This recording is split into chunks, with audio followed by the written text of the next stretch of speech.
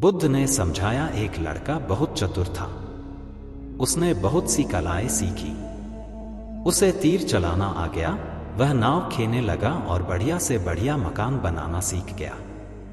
उसके बाद वह घर लौटा। बड़े घमंड से वह लोगों से कहता, इस दुनिया में मेरे मुकाबले का कोई नहीं है, मैं सब कुछ जानता हूं। गौतम बुद्ध ने यह देखा तो सोचा, इसे शिक्षा देनी चाहिए। उन्होंने एक बूढ़े का रूप बनाया और हाथ में भिक्षा पात्र लेकर उसके पास गए। लड़के ने पूछा, तुम कौन हो? बुद्ध ने कहा, मैं अपने मन को वश में रखने वाला एक आदमी हूं। उनकी बात लड़के को समझ में नहीं आई। उसने कहा, आपका मतलब? बुद्ध बोले, कोई आदमी तीर चलाना जानता है, कोई नाव खेना जानता है, कोई घर बनाना जानता है, लेकिन ज्ञानी आदमी अपने ऊपर शासन करना जानता है। लड़का बुद्ध के इतने कहने पर भी कुछ न समझ सका। उनसे फिर पूछा, अपने ऊपर शासन करना क्या होता है? बुद्ध ने कहा, अगर कोई उसकी प्रशंसा करे तो वह खुशी से नहीं फूलता, निंदा करे तो दुखी नहीं होता। इस तरह उसका मन उसके वश में रहता है। ऐसा आदमी किसी चीज या हुनर का अभिमान नहीं करता। बुद्ध की बात का उस लड़के पर ऐसा असर हुआ कि उस दिन से उसने डींग हाँकना बंद कर दिया। बुद्ध का शिष्य। महाभारत में बताया गया है कि भीष्म पितामह को इच्छा मृत्यु का वरदान प्राप्त था, अर्थात वे स्वयं जब तक मृत्यु का आह्वान न करें, काल उनके पास भी नहीं फटक सकता था। इसी तरह अमरता को लेकर अनेक कथाएं प्रचलित हैं। महात्मा बुद्ध अपने शिष्यों के साथ भिक्षाटन पर जा रहे थे। रास्ते में शिष्यों ने एक पौधे की तरफ इशारा करते हुए पूछा, भंते, इस पौधे की उम्र क्या है? बुद्ध ने बताया कि यह अमर वृक्ष है, इसकी उम्र अंतहीन है। तभी एक शिष्य ने उस वृक्ष को जड़ से उखाड़ फेंक दिया और बुद्ध से बोला, गुरुवर, मैंने उसे एक ही पल में उखाड़कर समाप्त कर दिया। बुद्ध मुस्कुराए और निशब्द आगे बढ़ गए। महीनों बाद जब चातुर्मास बिताकर वे उसी रास्ते से लौटे तो सभी ने उस पौधे को वापस हरा भरा देखा। वृक्ष को उखाड़ने वाले शिष्य ने पूछा, तथागत, आपको इस पौधे की अनश्वरता का कैसे पता चला? बुद्ध ने उत्तर दिया, मैं इस नन्हे से पौधे की अनंत जिजीविषा को जानता था। यह जीवन और अमरता की पहली शर्त है। जिसमें यह भावना है, वही जीवन को दीर्घ बना सकता है। बुद्ध की सहनशीलता। गौतम बुद्ध सत्य, अहिंसा और सहिष्णुता की प्रतिमूर्ति थे। इन्हीं सद्गुणों का उपदेश वे घूम घूम कर देते और लोगों से इन्हें अपनाने का आग्रह करते। एक दिन वे किसी गांव में पहुंचे। वहां कुछ ऐसे अज्ञानी लोग थे जो बुद्ध के विरोधी थे। वे बुद्ध को अपशब्द कहने लगे। यह देखकर बुद्ध के शिष्यों को बहुत बुरा लगा। उन्होंने बुद्ध से इसका विरोध करने का आग्रह किया तो बुद्ध ने उन्हें समझाया कि ये लोग तो अपशब्द ही कह रहे हैं। यदि ये पत्थर भी मार रहे होते तो भी मैं कहता कि मारने दो। मैं जानता हूं कि ये कुछ कहना चाहते हैं, लेकिन क्रोध के कारण कह नहीं पा रहे। 10 साल पूर्व यदि ये ही लोग मुझे गाली देते तो मैं भी इन्हें गाली देता, किंतु अब तो लेन देन से मुक्ति मिल गई है। क्रोध से अपशब्द निकलते हैं। यहां तो क्रोध भवन कब का ढह चुका है। बुद्ध के विचार सुनकर अपशब्द कहने वाले हैरान रह गए। बुद्ध ने आगे अपने शिष्यों से कहा, इन लोगों को बताओ कि पिछले गांव में क्या हुआ था। शिष्यों ने बताया, वहां के लोग फल व मिठाइयां लेकर आए थे और आपने यह कहकर वे चीजें लौटा दी कि अब लेने वाला विदा हो चुका है। 10 साल पहले आते तो मैं ये सभी उपहार ले लेता। बुद्ध बोले, उन लोगों ने मिठाइयां गांव में बांट दी, लेकिन आप ये अपशब्द गांव में ना बांटे। आप मुझे क्रोध नहीं दिला सकते। ठीक उस घंटी की तरह जो किसी को नहीं टांगती, लोग उस पर वस्त्र अवश्य टांग देते हैं। कथा का सार यह है कि साक्षी भाव सच्चे संत की पहचान है। जो अच्छे बुरे, लाभ हानि, अपना पराया के संकीर्ण भाव से मुक्त हो जाता है, उसे ही संतत्व की प्राप्ति होती। बुद्ध और अंगुलिमाल। अंगुलिमाल कुख्यात लुटेरा और हत्यारा था। जो भी सामने आ जाता उसे ही लूट लेता, या यदि सामने वाला ना नुकर करता तो उसकी तलवार उसका गला नापने को तैयार रहती थी। माला में पिरोने के लिए वह अपने शिकार अधिकांश लोगों के हाथों की अंगुलियां काट लेता था। वह अपने गले में अंगुलियों की माला पहनाता था, इसीलिए उसका नाम अंगुलिमाल पड़ा। एक दिन महात्मा बुद्ध घने जंगल से होकर कहीं जा रहे थे। दूर से अंगुलिमाल ने उन्हें देख लिया। वह आनन फानन में जा पहुंचा, उनके पास आकर बोला, साधु, जो कुछ भी तुम्हारे पास हो उसे निकाल दो, अन्यथा तुम्हारी जान की खैर नहीं। अंगुलिमाल की बात सुनकर बुद्ध मुस्कुराए और उसकी आंखों में गहराई से झांक कर बोले, वत्स, मेरे पास दया और क्षमा जैसे रत्नों का भारी भंडार है, वह तुम्हें सौंपता हूं। झगड़े की क्या जरूरत है? बुद्ध का इतना कहना था कि मानो जादू हो गया। अंगुलिमाल अपनी तलवार दूर फेंककर बुद्ध के चरणों में झुक गया और बोला, धन्य हो महात्मन, आज मैं मालामाल हो गया। यही कुख्यात लुटेरा अंगुलिमाल बौद्ध भिक्षु बन गया। पानी और मिट्टी, गौतम बुद्ध की शिक्षाप्रद कहानी। नमस्कार दोस्तों, आज की बुद्ध नैतिक कहानी में आपका स्वागत है। हम महात्मा बुद्ध के जीवन से जुड़ी घटनाओं को कहानियों के माध्यम से आपके सामने लाते रहते हैं। महात्मा बुद्ध की कहानियां बहुत ही अनमोल ज्ञान और शिक्षाओं से भरी हुई हैं। बहुत समय पहले की बात है, एक व्यक्ति अपने जीवन में आध्यात्म सहित कई महत्वपूर्ण ज्ञान प्राप्त करना चाहता था, ताकि वह अपने जीवन को अच्छे से समझ सके और किसी भी प्रकार की स्थिति या परिस्थिति उसे परेशान न कर सके। वह जानता था कि केवल महात्मा बुद्ध ही उसकी सहायता कर सकते हैं और महात्मा बुद्ध से ज्ञान प्राप्त करने की उसकी इच्छा बहुत तीव्र थी। तो इस तरह ढेर सारा आध्यात्मिक ज्ञान प्राप्त करने के बाद अपने जीवन को बेहतर और सुखमय बनाने की चाहत में वह व्यक्ति महात्मा बुद्ध के पास पहुंचा। उस व्यक्ति ने हाथ जोड़कर बुद्ध से कहा, हे बुद्ध, कृपया मुझे अपना शिष्य बना लें। मैं आपसे बहुत सारा ज्ञान सीखना चाहता हूँ, ताकि मेरा जीवन बदल सके और मैं अपने जीवन में आगे बढ़ सकूं, अपने जीवन को बेहतर बना सकूं। बुद्ध ने उस व्यक्ति की ओर देखा और कहा, बेटा, यदि तुम मुझसे शिक्षा लेना चाहते हो या मुझसे कुछ सीखना चाहते हो तो तुम आज से 10 दिन बाद मेरे पास आना। वह व्यक्ति 10 दिन बाद वापस लौटा और दोबारा बुद्ध के पास आया और बोला, हे बुद्ध, अब 10 दिन बीत गए हैं, कृपया मुझे शिक्षा दें। बुद्ध का उत्तर फिर यह था, यदि तुम कुछ सीखना चाहते हो तो तुम 10 दिन बाद आओ। ऐसा कई महीनों तक चलता रहा। जब भी शिष्य उनके पास आता तो गौतम बुद्ध उसे यह कहकर वापस भेज देते कि 10 दिन बाद आना। आखिरकार शिष्य का धैर्य टूट गया। इस बार हार मानकर शिष्य ने गौतम बुद्ध से पूछा, हे बुद्ध, हर बार जब मैं 10 दिन बाद वापस आता हूँ तो आप मुझे वापस भेज देते हैं। मुझे आपके ज्ञान की बहुत जरूरत है, कृपया मुझे सिखाएं, मैं कुछ सीखना चाहता हूँ। तो बुद्ध ने उस व्यक्ति से कहा, ठीक है बेटा, पहले जाकर एक गिलास पानी ले आओ। वह व्यक्ति उनके कहे अनुसार एक गिलास पानी ले आया। इसके बाद बुद्ध ने कहा, जाओ और एक गिलास पानी और ले आओ। वह उनके निर्देशानुसार पानी से भरा एक और गिलास ले आया। अब महात्मा बुद्ध ने कहा, पहले गिलास में थोड़ी मिट्टी डाल दो। उस व्यक्ति ने बिना कोई प्रश्न पूछे वैसा ही किया जैसा बुद्ध ने कहा था। मिट्टी डालते ही पहले गिलास का पानी पूरी तरह दूषित और गंदा हो गया। अब महात्मा बुद्ध ने उस व्यक्ति से कहा, पहले गिलास का पानी दूसरे गिलास में डालो। इस पर वह व्यक्ति बोला, महाराज जी, यदि मैं ऐसा करूंगा तो पहले गिलास का पानी न केवल गिरकर बर्बाद हो जाएगा बल्कि गंदा भी हो जाएगा। पहला गिलास पहले से ही पानी से भरा हुआ है, वह दूसरे गिलास का पानी कैसे रोक सकता है? इस पर महात्मा बुद्ध मुस्कुराए और बोले, हम तुम्हें यही समझाना चाहते हैं कि तुम अभी ज्ञान प्राप्त करने में सक्षम नहीं हो, क्योंकि तुम्हारा दिमाग गंदे पानी से भरे उस गिलास की तरह पहले से ही सभी प्रकार के बेकार और बुरे ज्ञान से भरा हुआ है। रखा गया है। तो ऐसी स्थिति में मेरे द्वारा दिया गया ज्ञान आपके मन में कैसे समा सकता है?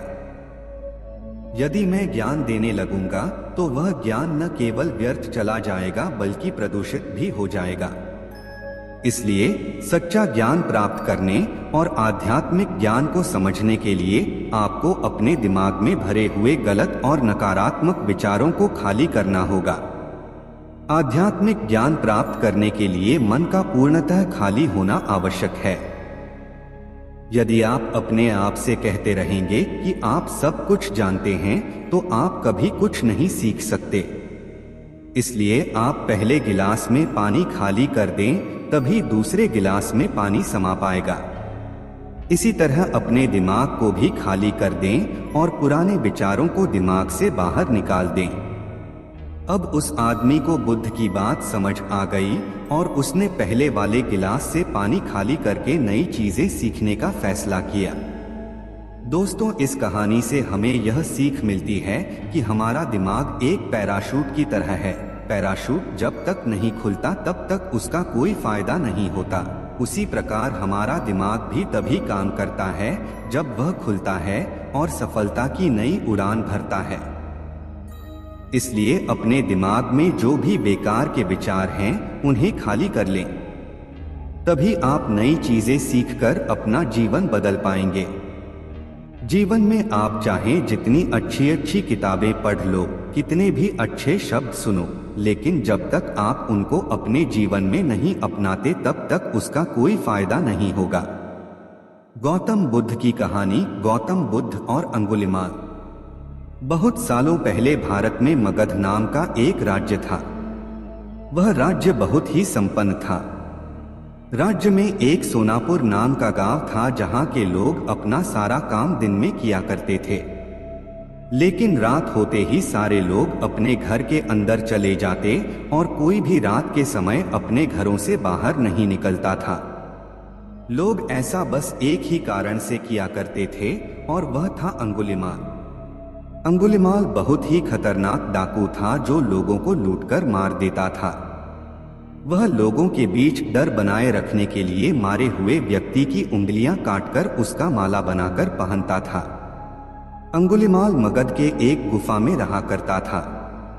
वह जिस जंगल के गुफा में रहता था लोग वहां से भी गुजरने से डरते थे, क्योंकि सबको अंगुलिमाल से बहुत डर लगता था। एक दिन गौतम बुद्ध सोनापुर से गुजर रहे थे कि तभी उन्होंने लोगों को चिंतित देखा। लोगों को इस तरह से परेशान देखकर गौतम बुद्ध ने उन सबसे पूछा, क्या बात है, आप सब इतने डरे हुए क्यों हैं? ऐसे में लोगों ने महात्मा बुद्ध के सवालों का जवाब दिया, यहाँ एक डाकू अंगुलिमाल का बुरा प्रकोप है। वह लोगों को लूटकर मार देता है और उनकी उंगलियों को काटकर उसका माला बनाकर पहन लेता है। इसीलिए हमारे गांव के लोग बेहद डरे हुए हैं। अब आप ही बताइए कि हम क्या करें? अच्छा, ऐसी बात है। तो फिर वह अंगुलिमाल रहता कहाँ है? महात्मा बुद्ध ने लोगों से पूछा। ऐसे में एक व्यक्ति सामने आया और महात्मा बुद्ध को बोला, वह जंगलों में रहता है। जंगलों के अंदर एक गुफा है जिसके अंदर अंगुलिमाल रहता है। यह सब सुन लेने के बाद महात्मा बुद्ध अंगुलिमाल से मिलने जंगल की ओर चल पड़े। सोनापुर गांव के लोगों ने उन्हें रोकने की बहुत कोशिश की, लेकिन फिर भी वह नहीं रुके और जंगल की ओर चल पड़े। जैसे ही वह जंगल के पास जा पहुंचे तब अंगुलिमाल अपने गुफा में से निकलकर हाथ में तलवार लिए खड़ा हो गया। गौतम बुद्ध ने अंगुलिमाल को अनदेखा किया और आगे बढ़ चले। यह देखकर अंगुलिमाल बुद्ध का पीछा करने लगा। पीछा करते करते अंगुलिमाल जोर से चिल्लाकर बोला, ए सन्यासी रुक जा। मैं तो रुक गया, तुम कब रखोगे? तुम अपनी यह हिंसा कब बंद करोगे? महात्मा बुद्ध ने कहा। ऐसे में अंगुलिमाल क्रोधित हो गया। फिर उसने गौतम बुद्ध से कहा, सन्यासी तू मुझे जानता नहीं है, मैं इस राज्य का सबसे शक्तिशाली मनुष्य हूँ। मैं नहीं मानता कि तुम सबसे शक्तिशाली मनुष्य हो। गौतम बुद्ध ने कहा। यह सुनकर अंगुलिमाल बोला, अच्छा अगर ऐसी बात है तो तुम ही बताओ कि मैं ऐसा क्या कर जिससे तुम मनोगे। तुम जाओ और उस पेड़ में से 10 पत्तियां तोड़कर लाओ, महात्मा बुद्ध ने कहा। महात्मा बुद्ध के कहने पर अंगुलिमाल ने वही किया। वह पेड़ के पास गया और उसमें से 10 पत्तियां तोड़ लाया। फिर बुद्ध ने कहा, जाओ अब इन पत्तियों को वापस से उस पेड़ में जोड़ दो। यह सुनकर अंगुलिमाल अचंभित हो गया और उसने महात्मा बुद्ध से कहा, यह कैसा बेहुदा मजाक है। भला कोई पत्तियों को तोड़कर वापस पेड़ से जोड़ सकता है क्या? ऐसे में बुद्ध ने कहा, तुम खुद को सबसे शक्तिशाली कहते हो और इन पत्तियों को जोड़ नहीं सकते। अगर तुम किसी को जोड़ नहीं सकते तो उसे तोड़ो मत। अगर तुम किसी को जीवन नहीं दे सकते तो उन्हें मारो मत। यह सुनकर अंगुलिमाल की आंखें खुल गई। वह बुद्ध के चरणों में गिर गया और उनसे माफी मांगने लगा। इसके बाद से अंगुलिमाल बुरे काम करना छोड़ दिया और वह महात्मा बुद्ध का शिष्य बन गया। मोरल ऑफ द स्टोरी, इस कहानी से हमें यह सीख मिलती है कि इंसान चाहे कितना भी बुरा क्यों ना हो वह बदल सकता है। तो यह थी Gautam Buddha moral stories in Hindi. अगर आपको यह कहानियाँ अच्छी लगी तो इसे अपने दोस्तों के साथ जरूर शेयर करें और उन्हें भी गौतम बुद्ध के विचारों से अवगत कराएं और उनके जीवन में परिवर्तन लेकर आएं। बुद्ध की सीख, अहंकार में किया काम निरर्थक साबित होता है। उसके पूरा होने में बहुत ही कठिनाइयों का सामना करना पड़ता है। इसलिए अहंकार से नहीं, स्वच्छ मन से कार्य करना चाहिए। जाने अपनी कमजोरी को अपनी ताकत कैसे बनाएं। Buddha inspirational story. नमस्कार, सभी को स्वागत है। दोस्तों, आज मैं आपके साथ असली जीवन प्रेरक कहानियां शेयर करने वाला हूं। मैं आपको बताने वाला हूं कि आप अपनी कमजोरियों को अपनी ताकत में बदल सकते हैं। हम सब जानते हैं कि हम अपनी कमजोरियों को अपनी ताकत में बदल सकते हैं। दोस्तों, कहानी को अंत तक सुनना चाहिए, तभी आप अपनी कमजोरियों को अपनी ताकत में बदल सकते हैं। तो कहानी शुरू करते हैं। जाने अपनी कमजोरी को अपनी ताकत कैसे बनाएं। दोस्तों, आप अपनी कमजोरी को ताकत में बदल सकते हैं और ये आपके और हम सभी के लिए बहुत महत्वपूर्ण बात है। और यह बात बिल्कुल सच है कि आप अपनी कमजोरी को ताकत में बदल सकते हैं। लोग बदल सकते हैं, वे कमजोर होकर शक्तिशाली बन सकते हैं और वे गलत होने पर सही साबित हो सकते हैं। एक 20 साल के युवा लड़के की वास्तविक जीवन प्रेरक कहानियों को सुनकर कैसे जानते हैं। दोस्तों, अगर आप इस कहानी को ध्यान से पढ़ेंगे और इस कहानी से जो भी सीखेंगे उसे अपने जीवन में लागू करेंगे तो आप भी उस लड़के की तरह अपनी कमजोरी को आपकी ताकत में तब्दील किया जा सकता है। दोस्तों, ये एक लड़के की कहानी है जिसने नर्क से जीवन को स्वर्ग में बदल दिया।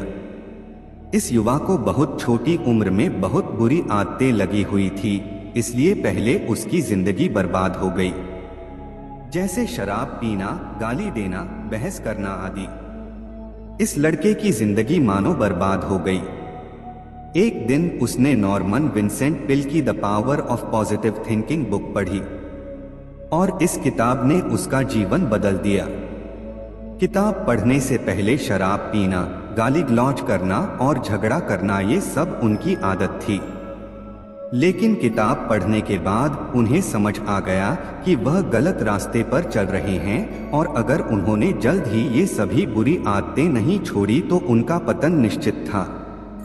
चमत्कार हुआ जब लड़का लेखक के बताए गए रास्ता पर चलने लगा। उसने संघर्ष करना भी छोड़ दिया और सिगरेट और शराब पीना भी छोड़ दिया। साथ ही वह आवारा लोगों के साथ उठना बैठना भी छोड़ देता था और वह अपने पसंदीदा खेल की ओर मुड़ गए और सबसे बढ़कर उन्होंने किताबें पढ़ना और चर्च जाना शुरू कर दिया, क्योंकि किताब पढ़ने के बाद उन्हें समझ आया कि किताबों में कितनी ताकत होती है और साथ ही उन्होंने भगवान पर विश्वास करना भी सीख लिया। अब वह लड़का बहुत अच्छी जिंदगी जी रहा है और उसकी एक गर्लफ्रेंड भी है जो उससे पूरा प्यार करती है। वह लड़की उन लड़कियों जैसी नहीं है जिन्हें लड़का पहले से जानता था। उसने उस लड़की की मदद से खुद से और दूसरों से प्रेम करना और उन्हें सम्मान देना सीख लिया है, जो पहले उसको कभी भी आता नहीं था। फिर लड़का लेखक से कहता है कि आपके विचारों का उपयोग करने के कारण अब मैं कई नए दोस्त बना रहा हूं। और इसके साथ ही लड़का यह भी कहता है कि मैं अपनी पूरी जिंदगी में कभी भी इतना खुश नहीं हुआ जितना आपकी किताब the power of positive thinking पढ़कर हुआ हूं। दोस्तों, इस तरह कई लोगों ने विभिन्न तरीकों से प्रदर्शित किया है कि आप अपनी सबसे कमजोर जगह पर सबसे शक्तिशाली बन सकते हैं। दोस्तों, ग्लेन कर्निंघम के पैर बचपन में इतनी बुरी तरह से जल गए थे कि लोगों ने उनसे ये कहा था कि वे दोबारा कभी नहीं चल पाएंगे, लेकिन वे ओलंपिक के सबसे तेज धावक में से एक बन गए, क्योंकि उनको पता चल गया था कि इंसान को आस्था और सकारात्मक सोच की शक्ति से 85% सफलता मिलती है।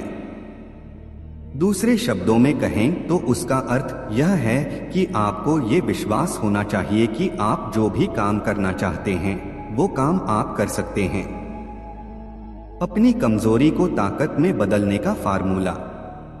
दोस्तों, अब मैं H.C. मार्टिन द्वारा बनाया गया 6 सूत्रीय फार्मूला आपकी कमजोरियों को शक्ति में बदलने के लिए साझा करने जा रहा हूं, जो सबसे बड़े सकारात्मक लोगों में से हैं। मित्रों, H.C. मैटर्न स्वयं इस बात का उदाहरण है कि कैसे कोई व्यक्ति गंभीर कमजोरी को वास्तविक ताकत में बदल सकता है। वह बहुत नकारात्मक था और इतना नकारात्मक था कि कई साल पहले एक रात वह लॉन्ग आइलैंड पर एक परित्यक्त खलिहान में गया और आत्महत्या करने की कोशिश की। उनकी जिंदगी अर्थहीन हो गई थी और उनके पास कोई आशा नहीं बची थी। उन्होंने जहर की बोतल अपने होठों से लगाकर पिया, फिर जमीन पर गिर पड़े। जब उन्होंने होश आया और आंखें खोली तो उन्हें चांदनी में नहाया आसमान दिखाई दिया, जिससे वे आश्चर्यचकित हो गए। पहले तो उन्हें आश्चर्य हुआ कि क्या वे मर गए हैं, लेकिन वे जीवित थे। उन्हें कभी पता नहीं चला कि वह क्यों नहीं मरा। हालांकि उन्हें लगा कि भगवान चाहते हैं कि वे अपने जीवन में कुछ और करें। जब उन्हें यह एहसास हो गया तो अचानक उनमें जीने की इच्छा जाग गई। फिर अपनी जान बचाने के लिए उन्होंने ईश्वर को धन्यवाद दिया और अपने जीवन को दूसरों की सेवा करने के लिए समर्पित कर दिया। फिर मैटर्न जी एक सकारात्मक चिंतक बन गए। उनका जीवन लक्ष्य था दूसरों को प्रेरित करना। प्रिय, आप किस कमजोरी को दूर करना चाहते हैं? डर, क्रोध, भावनात्मक चोट, भावनाहीन, निराशाजन? क्या आप शराब पीते हैं?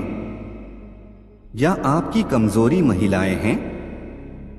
यह स्पष्ट है कि आपकी कमजोरियां क्या हैं, इससे कोई फर्क नहीं पड़ता। हार जरूरी नहीं है। याद रखें कि आप अपनी कमजोरी को ताकत में बदल सकते हैं। अपनी कमजोरी को ताकत में बदलने का फॉर्मूला अब दोस्तों को पता है। सबसे पहले अपनी कमजोरी को पहचानें और फिर उसका अध्ययन करें और फिर उसे पूरी तरह से समझें। इसके बाद उन्होंने उनके खिलाफ अभियान छेड़ने की योजना बनाई। इसका मतलब है कि ठीक ठीक पहचानें कि आप किस तरह के मजबूत परिणाम हासिल करना चाहते हैं, और फिर आप अपने दिमाग में ऐसी छवि बना लेते हैं कि आप अपने सबसे कमजोर बिंदु पर सबसे शक्तिशाली बन रहे हैं। फिर आप जो भी शक्तिशाली व्यक्ति बनना चाहते हैं वह तुरंत बनना शुरू कर दीजिए। आप अपने सबसे कमजोर स्थान पर सबसे शक्तिशाली बन गए हैं। फिर ईश्वर की मदद लेना भी न भूलें। यानी आपको ईश्वर से आग्रह करना है और उसे मदद करने का विश्वास करना है।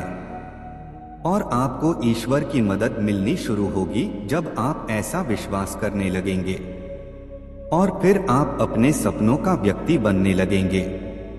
इस यात्रा में आपको कई बार असफलता का सामना करना पड़ेगा, यानी आप गिर जाएंगे, लेकिन आपको हार नहीं माननी है और फिर से शुरू करना है पूरे जोश और उत्साह से।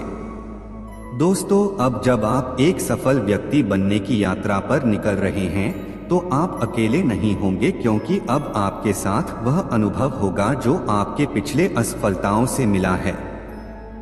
यह अनुभव ही आपको दोबारा असफल होने से बचाएगा, बशर्ते आप पिछली गलती को दोबारा न दोहराएं। दोस्तों, इसी तरह आपको एक सफल इंसान बनने का सफर पूरा करना है और एक सफल इंसान बनना है।